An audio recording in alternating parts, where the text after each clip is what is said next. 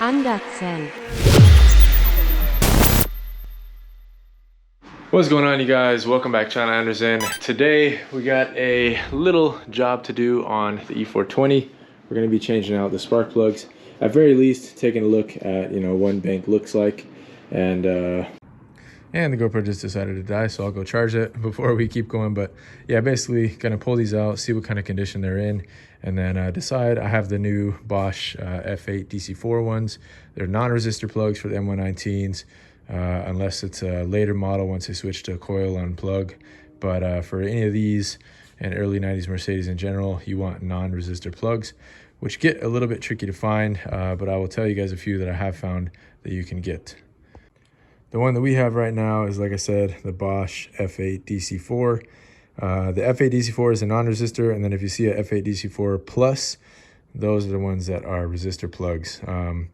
These should be gapped to, I believe, 0.40, and I think right now they're at 0.35, so I'll have to gap them as well. But yeah, you want non-resistor. That's the biggest thing I wanted to tell you guys right now before we get into it. Non-resistor plugs. To get these out, you'll need either a 5/8 or a 16mm socket, long socket, and whatever 3/8 ratchet you want to use. And basically these are covers, little screwdriver will take care of the little plastic clips holding on these plastic covers, and then just pop off each one of your plug wires from there and you're good to go. So we'll kind of do this one side, let you guys see, and then the other side I'll zoom through.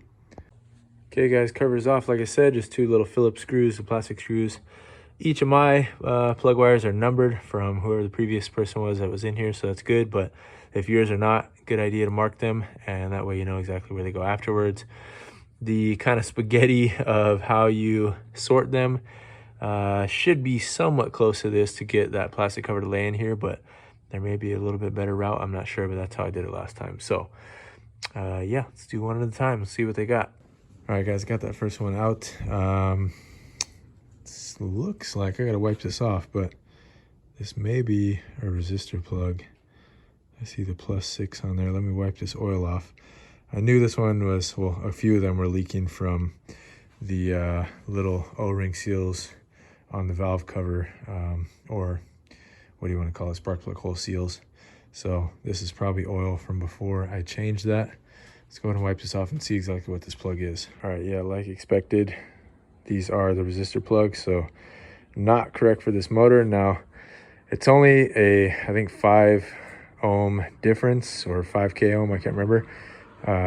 But I don't know. Some people say don't run them. Some people do run them for, extended periods of time and have no issues. But it definitely is putting, a lower resistance as far as like what gets through for a spark, because the boot covers themselves are you already have like 2K ohm resistance, and then the rest of the system I think has a little bit more as well. That's why you don't want to run a resistor plug, because like I said, the boots are already holding resistance. So yeah, it's a good thing we're swapping these out. So I'm going to kind of churn through this and I'll just report back if I find anything interesting. Oh my god, that was not good. Overall, they don't look terrible, not the best, but yeah, I'll have to refresh my memory as to what exactly the spark plug tells as far as the story goes from what these look like. I was just refreshing my memory on that not long ago, because these can tell quite a bit of a story if you know how to read them correctly. But overall, I don't think they look too bad. All right, we got these gapped to 0.40, and gonna throw them back in. I'll just do one at a time. Since I'm going through one at a time, it'll be the easiest way. And also a life hack for you guys, if you have like some 3/8 tubing or something lying around, I have my silicone hose. I don't know what size, I think it's 3/8, but this will make it easy for you to start plugging them in, thread them in, and then that way you know that they're threading in nicely. You don't gotta worry about it, especially in a tight corner like this. I don't want to drop the plug down into the hole, and socket is not really gonna hold on to it while I'm doing this, because I'm reusing just regular sockets. So yeah, this will make it easy to spin in, and we'll start it. All right guys, and torque specs for these are right between 15 and 25 Newton meters. So I just set mine at basically 16 foot-pounds anyways, nicely torqued down. I'm gonna go ahead and kind of rip through these. I'll time lapse you guys for the rest of this side and update you with anything that I find that's peculiar.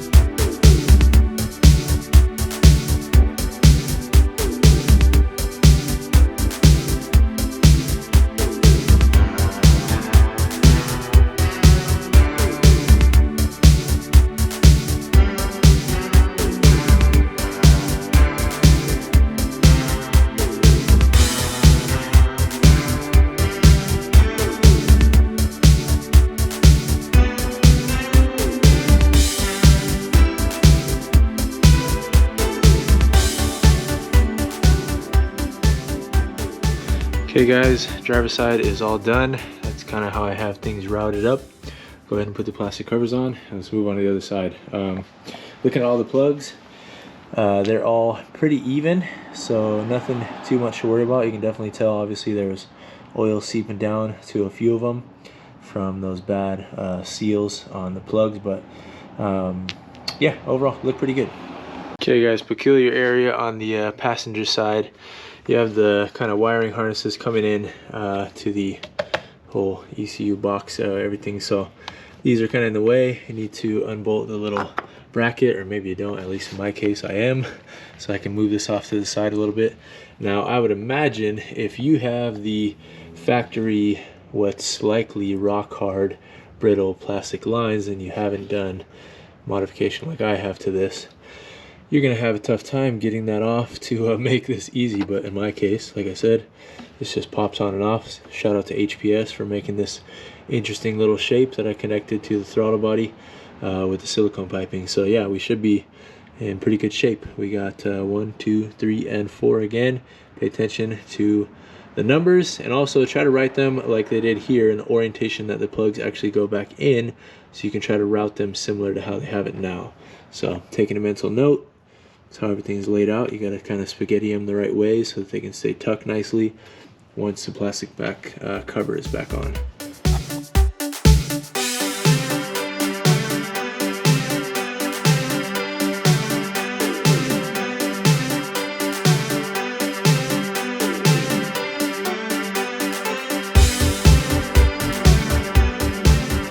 Alright you guys, got that number 4 cylinder out closest to the firewall. This came in handy big time. You'd be kind of hard pressed to get anything else back there, but I got it basically all the way loose and then popped this on and got it the rest of the way out and got it to snake out pretty easily. But yeah, same kind of story as the other side. You can definitely tell these are, let's see what they're gapped at right now. Oh yeah, these are way too low. These are gapped at like less than 0.30, and these are supposed to come at 3.5, but I'm finding that none of them are actually at 3.5. They're closer to 3.0. So these are probably fairly fresh. I can definitely keep these on hand because I can use these for other stuff, but yeah, not for this car. The other thing, it was barely tight in there. It was like, didn't take anything to crack it loose, so that wasn't doing it any good as well.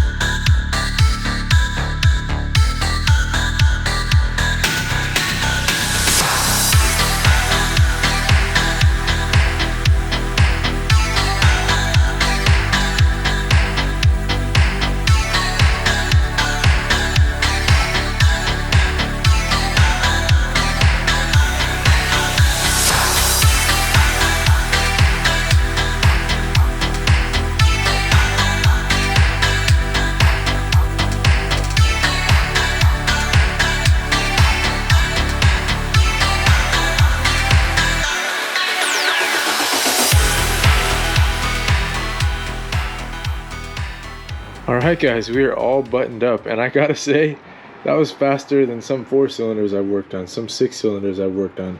That was a breeze, especially if you are used to the M113s. The M113s can be some bears to try to get all 16 plugs out in the way that they're sitting underneath, kind of like the LS1 design. These, and like the M156, are such a breeze just having them right on top of the heads. So let's go ahead and fire it up. I'm actually fairly hopeful. You know, I normally spark plug is just a routine maintenance item, but with them not being the resistor plugs now and gap to the correct 0.40, I'm actually kind of hopeful that maybe you'll pick up a few ponies. So let's go ahead and start up. I'll let you guys hear what it sounds like.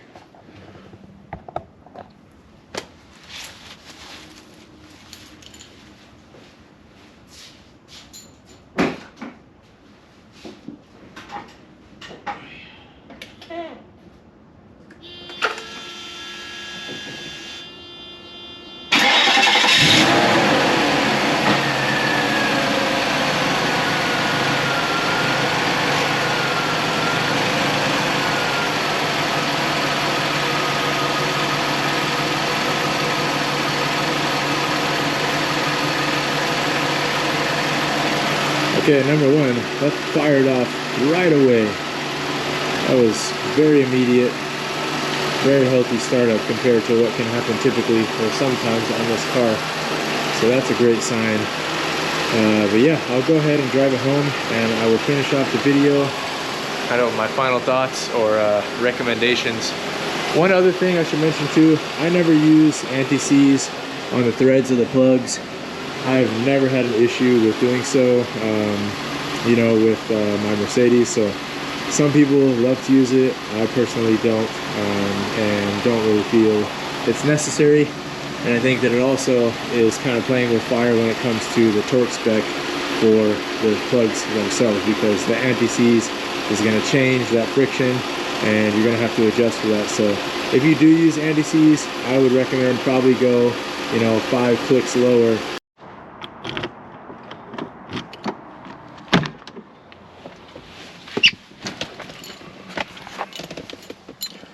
Alright, you guys, been a few days since the last clip of the video. Let's see how she does on startup.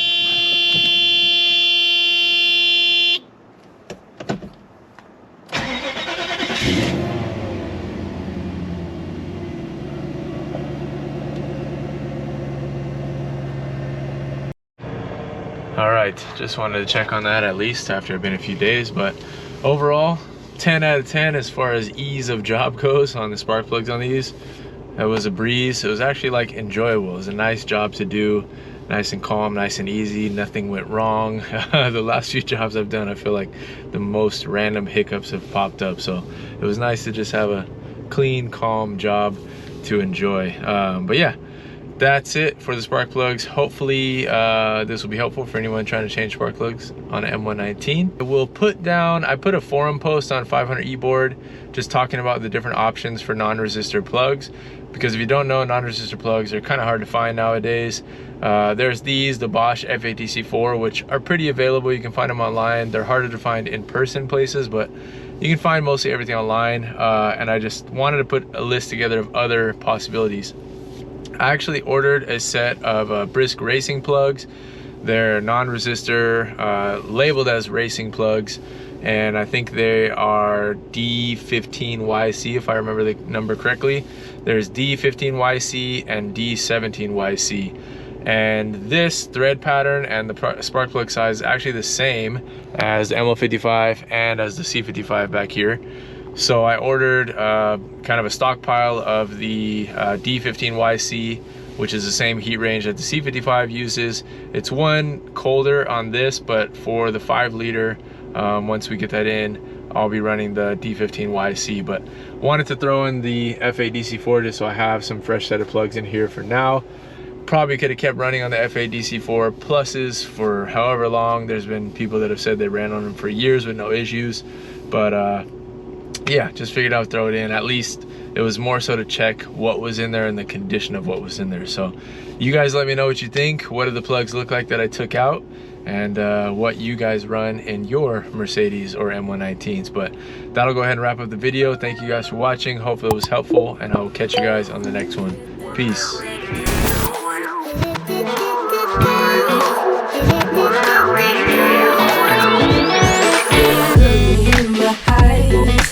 Tell me what you see. Am I something that you want, or am I something that you need?